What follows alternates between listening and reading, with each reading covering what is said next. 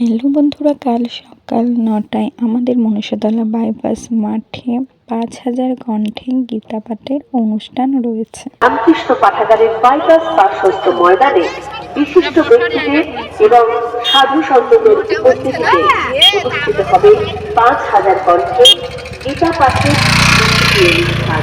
এই গীতা পাঠ অনুষ্ঠানে আপনি আসুন, আপনার পরিচিত জনকেও গীতা পাঠ অনুষ্ঠানে নিয়ে আসুন।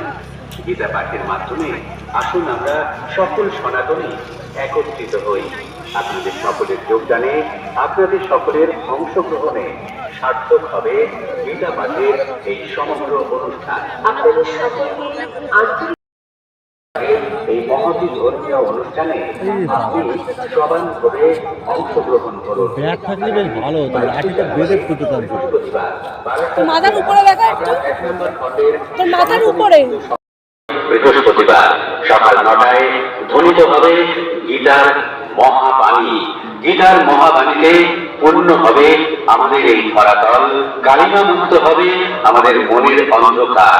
তাই আসুন আগামী বৃহস্পতিবার অর্থাৎ ২২শে জানুয়ারি সকাল ঠিক ৯টায় নকল মৎস্যপুর রোডে রামকৃষ্ণ পাঠাগার বাইপাস পার্শ্বস্থ ৫,০০০ কণ্ঠে গীতা পাঠের মহতী অনুষ্ঠানে